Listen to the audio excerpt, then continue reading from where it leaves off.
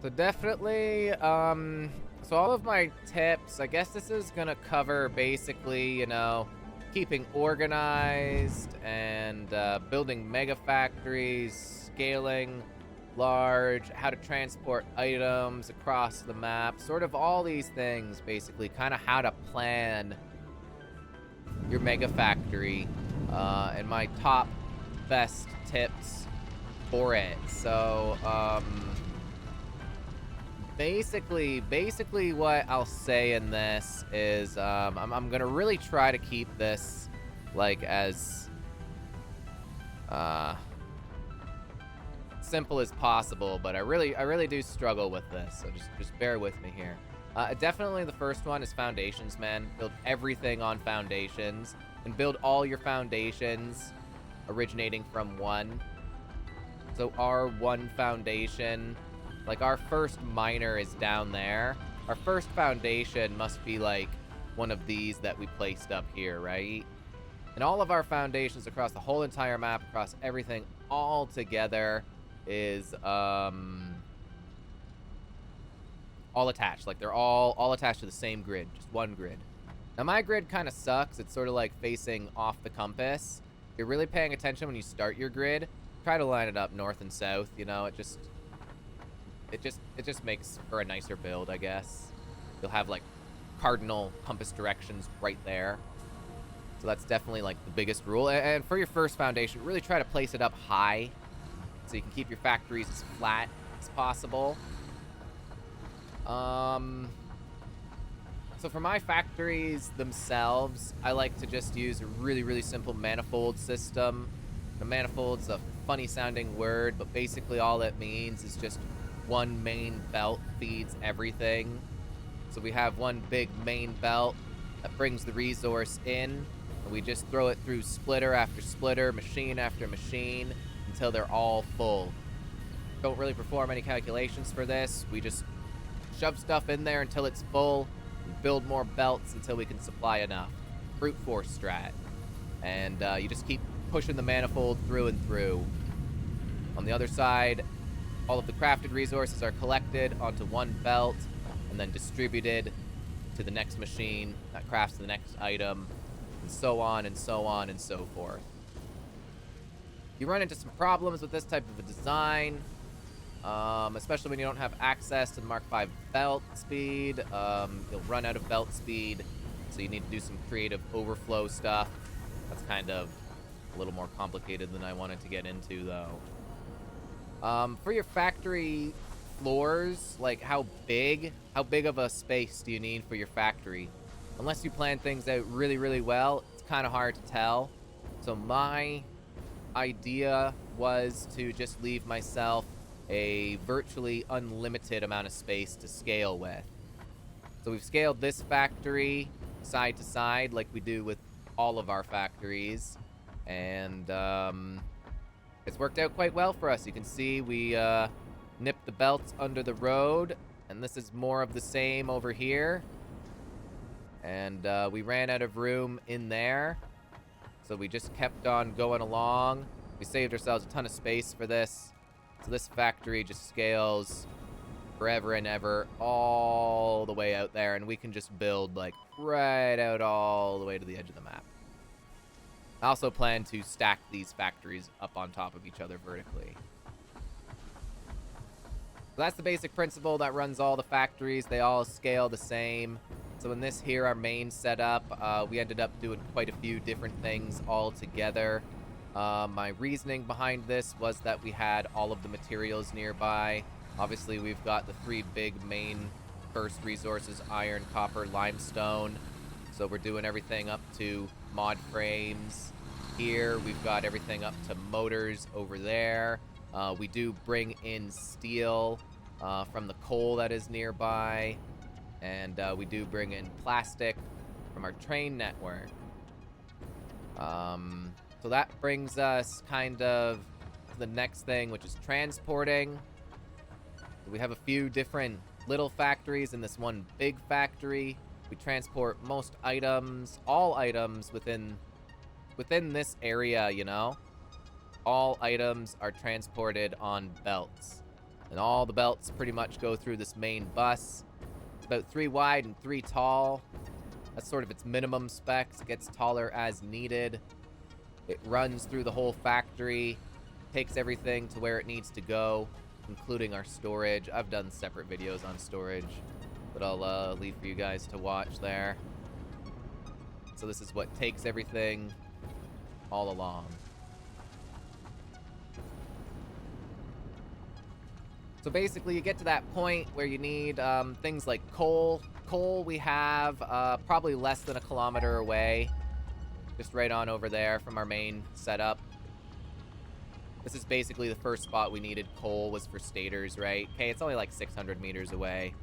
Now, this was like early days for me. I decided to bring it over with a truck. Honestly, probably could have belted it. If I did it over again, would have belted it. But in this save, I made a separate little factory. It makes the 2 steel items. The 2 steel items are then brought by trucks over here.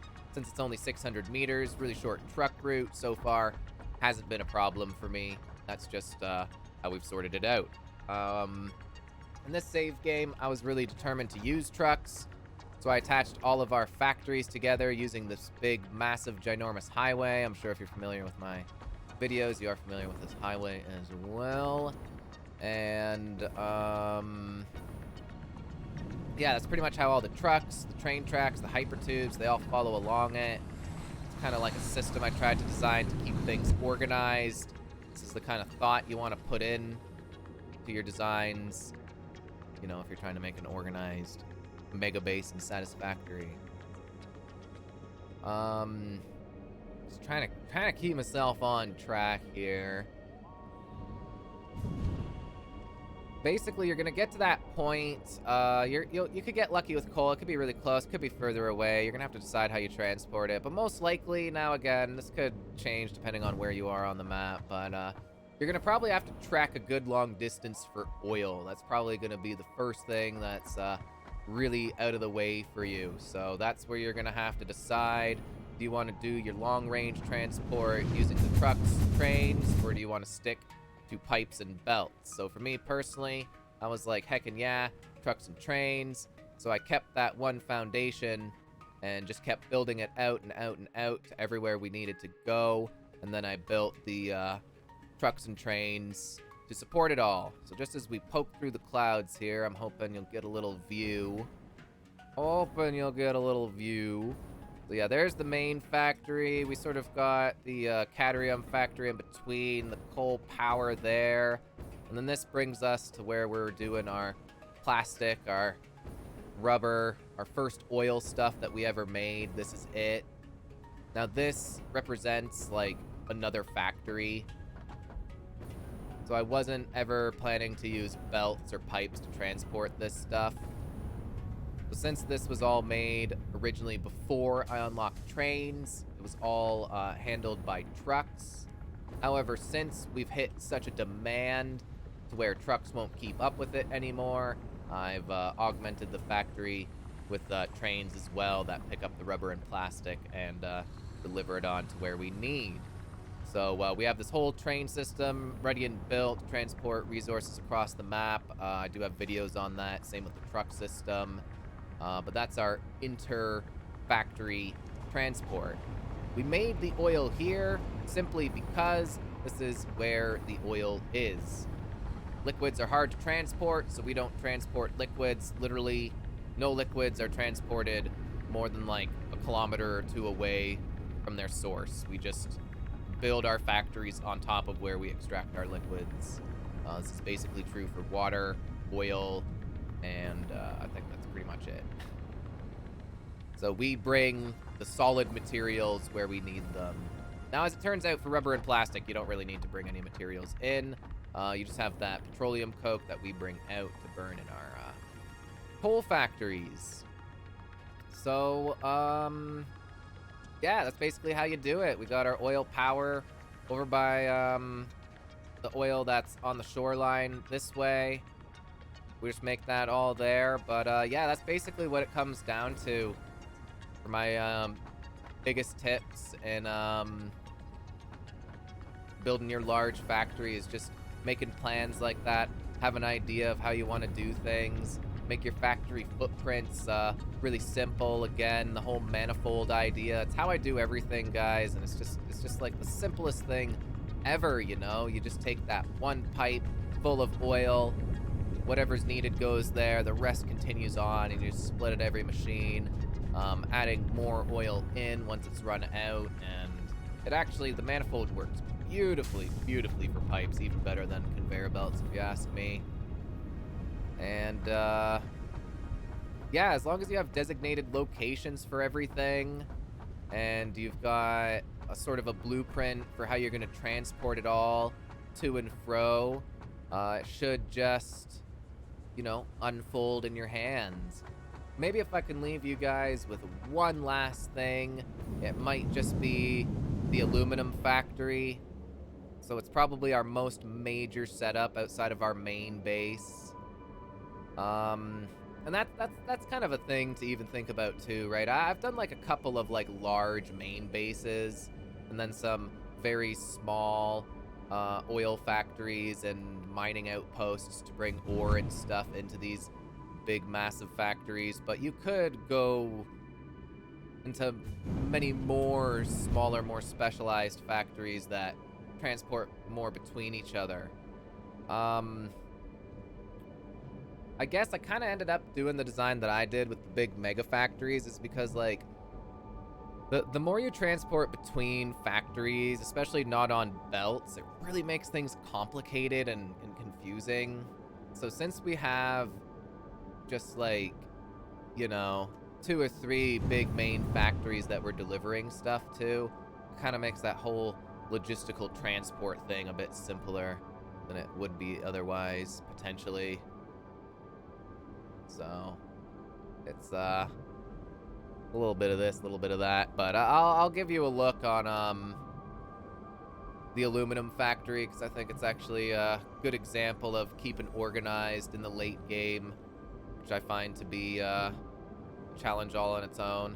The early game organization, it's a real struggle too, but ultimately, in my opinion, the early game comes down to build as minimally as you need to get by, and just rebuild it as you go, and don't really dedicate to things until you're more close to hitting the end game, you know?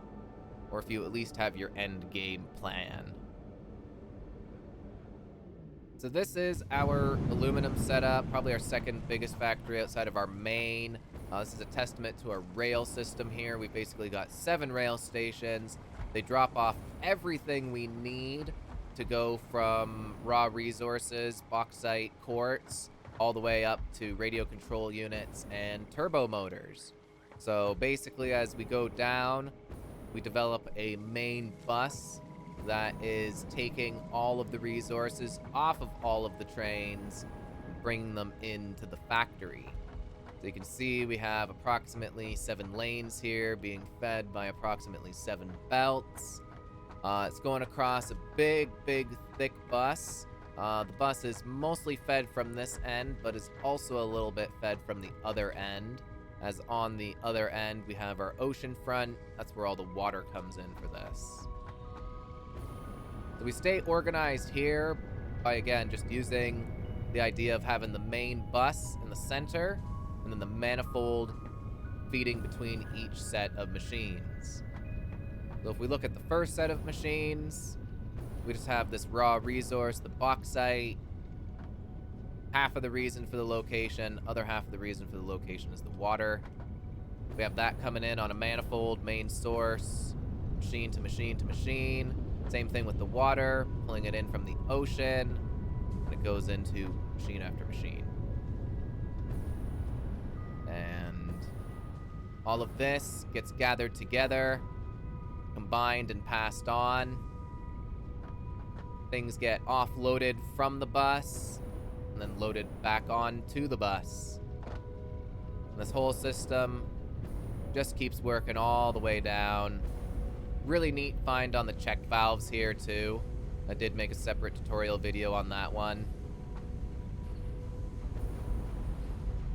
And yeah, you just got to keep playing with it and designing it until you come up with better and better working systems.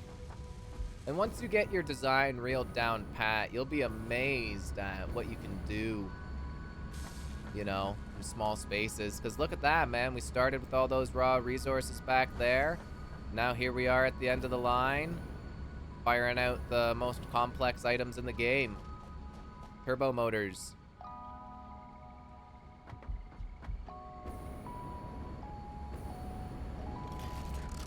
Well, yeah. A couple of really simple principles just coming together to a devastatingly awesome effect.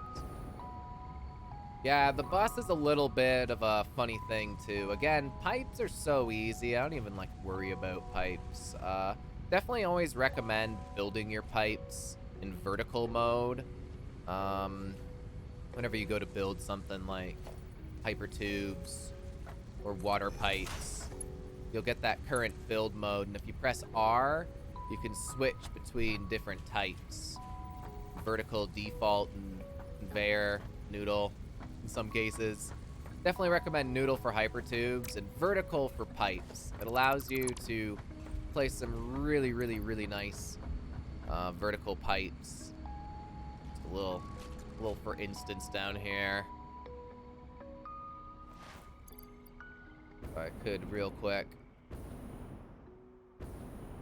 Yeah, snapping stuff to walls too. There's some cool little tricks when it comes to building pipes. Yeah, gives you nice sharp corners. That's good. Yeah, see, this is probably one of the highest foundations we have, built way up over top. We ended up just keeping the level of our highway. It's basically what dictated this. I didn't want to drop down into the swamp, you know? Would have been kind of cool if we did, but building up high gives you lots of space, see? See how we're going to scale this? All of this for the radio control units will scale that way. And then on the other side of the bus, all of this for the turbo motors will scale it that way. See how much space we have? Like, I could make this setup like 5 times as huge as it is with all this space out here. Look at that. Right? And I'll just keep expanding it and adding more buses and more pipes and more belts until we have enough. Right up until we have enough. So, yeah, hopefully that gives you guys a bit of an idea. I don't know if I neglected anything in particular there, but I'm sure there's always going to be questions. But yeah, I think that pretty much gives my big tips for you know, trying to keep organized and just building a large scale factory. It's just it's just time too. You gotta not underestimate how much time you're gonna put into all this, you know? For me personally, to get to this point, you're talking about 1,000 hours of playing the game. Plus whatever hours I put into thinking about it, you know, outside of, so. Yep, it's it's a lot, but it's a lot of fun, so just keep working at it. Don't get discouraged. Don't give up. Look on the internet for inspiration from other builders, and just keep building, man. Just keep building.